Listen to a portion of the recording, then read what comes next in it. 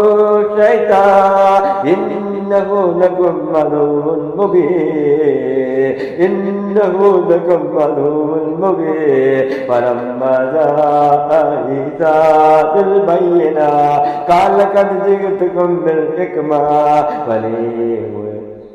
وليبين لكم بعض الذي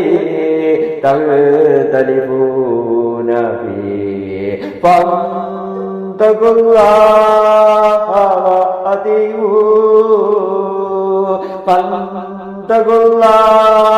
وأطيعون إن الله هو ربي وربكم فاعبدوه